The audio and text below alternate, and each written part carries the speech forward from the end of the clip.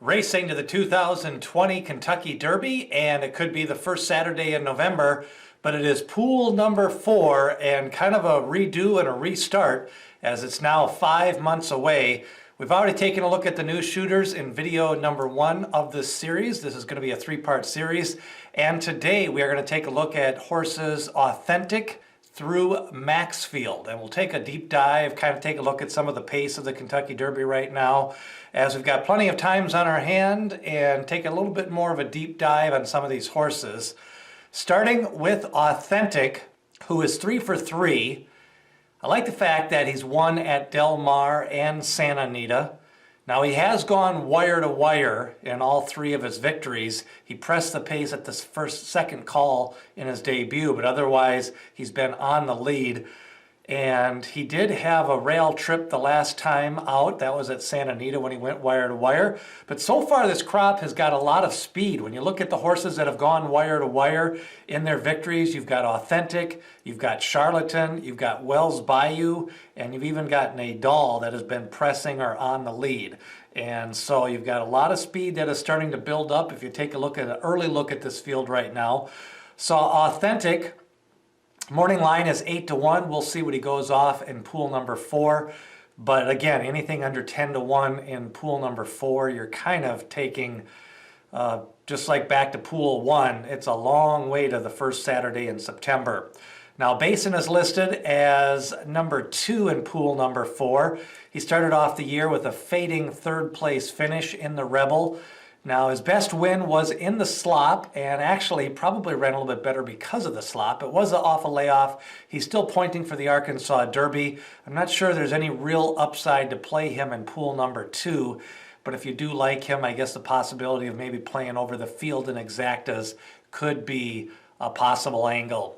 Charlatan with that impressive back-to-back opening victories, a 101 Brisnet speed figure, a 105 Brisnet speed figure, and just dominated that second race at a mile. Still got to go a mile and a 16th, a mile and an 1/8, and right now if they split the Arkansas Derby into 2 divisions on the first Saturday in May, that's where Charlatan will point for along with Nadal.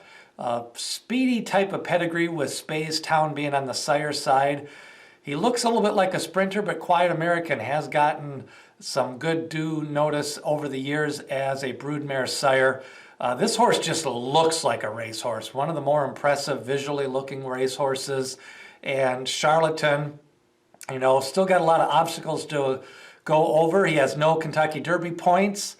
They haven't released the updated schedule of points as we film this, so we'll see how that shakes out. And if the Arkansas Derby doesn't get split into 2 divisions, you could have a possibility of a horse getting post position 12, 13, 14, and I'm not sure Bob Baffert would want to send a couple of horses into the race in Arkansas.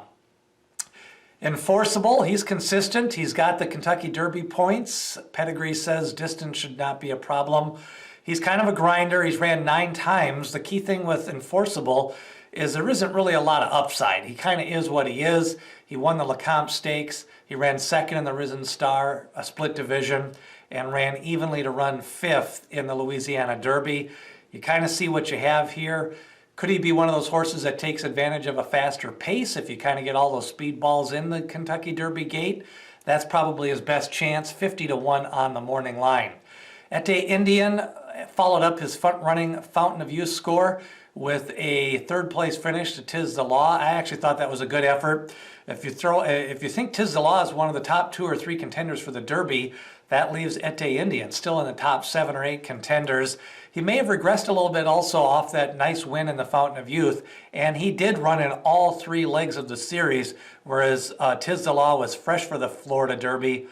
He contested the Holy Bull, the Fountain of Youth, the Florida Derby, and he did kick off even before the Holy Bull, running in December with a wire-to-wire job over Toledo with a 103 Brisnet speed figure. I think right now, really, Ete Indien just needs to regroup, consolidate a lot of that speed that he's gained.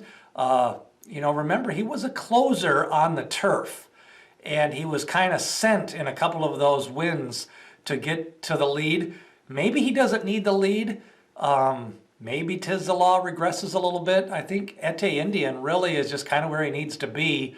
And I guess one prep and then maybe go to the Derby. He's got the points. So I think Ete Indien is definitely one you still want to take a long-term positive view on for the first Saturday in September. Accession ran second at 82-1 in the Rebel Stakes. Got a perfect trip that day. Does seem to be getting a little bit better. Continues to work forwardly for the Arkansas Derby. Steve Asmussen, he'll get runners to the Kentucky Derby. Maybe the extra time will allow this Calumet Farm horse to kind of consolidate those games. He's by Union Rags out of a Tappet mare. So again, 9 races. Not really sure there's a lot of upside to Accession, but you'll get 60 or 70-1.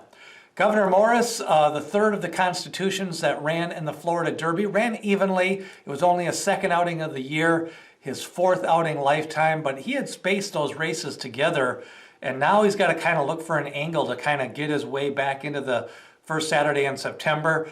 Does he run in a race maybe like the Jim Dandy if they move that to the first weekend of Saratoga? Will they move the Dwyer, or does that still run on July 4th at Belmont? Those are the type of races that he could take a look at, maybe even the West Virginia Derby if they move that around.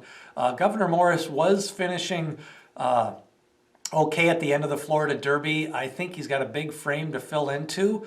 So this horse still has a little bit of intrigue, and I think still a little bit of upside with Governor Morris. Honor AP, a lot of upside with this horse, but a 12-1 morning line is a little bit overzealous. I think he could make it closer with Authentic in the rematch if they run this race on April 11th or April 18th. We'll see if Honor AP continues to work out well. He worked out 1 flat after the most recent race after running second in the San Felipe to Authentic, and he made a run going into the turn of that race. Looks like King Guillermo is going to run in the Arkansas Derby. Tampa Bay Victor, he won that race impressively. He was 49-1 that day, but he pulled away in the stretch, and this son of Uncle Mo, he can get those precocious type. He ran against Solo Volante in the Pulpit Stakes in November and off a layoff. That was an impressive victory at Tampa. He picked up a 102 Brisnet speed figure, and nothing wrong with that win. I guess right now is just how do they bridge that gap between the Tampa Bay Derby and all the way to September. Looks like right now the first race is going to be in Arkansas, going after that $1 million purse, and could possibly be a split division of the Arkansas Derby. Major Fed runs evenly. He broke a little bit slow in the Louisiana Derby after running a nice race in the Risen Star. I'm not sure how far he wants to go. He's ran some good races, 50-1 morning line. I guess, he's getting some points now, so if they kind of take a conservative route, he could end up being in that starting gate in September if they try to just get into the starting gate. Max Player continues to look forward towards a race. The Wood will be rescheduled. That's probably his most likely spot, or another race at Belmont or even Saratoga. Kind of a run-all-day type pedigree, a little bit light on the mare's side with that Maryland pedigree, but I guess you got to take a look at Max Player for kind of that grinding style. He's one that could benefit if the pace gets hot on the front end, along with horses like Sol Volante and Gouverneur Morris. And rounding out the top 12, it's Maxfield. They're just taking their time with him now. They're backed off on the workouts. He was working out pretty steadily. Now, since they don't know his schedule, they're just going to wait until they hear anything. So he's not hurt or anything. He's just kind of waiting to see if any of these races would get rescheduled, like the Wood or the Bluegrass, if Keeneland runs a summer meet for a couple of days, or even at Belmont if they do try to run the Belmont Stakes in June at Belmont. So Maxfield, impressive win in the Breeders' Futurity, come from behind win in his maiden race last September at Churchill Downs. Godolphin going to take their time with Maxfield and continue to work them out. So who do you like among these top 12? Do you like Gouverneur Morris? What about Honor AP and Authentic? Is he the real deal? He's a May foal. He could benefit from a September Kentucky Derby. Smash that like button, hit like and subscribe. Share this video on Facebook and with all your horse racing friends. We got 5 months to September and we've got a lot of time on our hands. Let's take a look at that 2020 Kentucky Derby.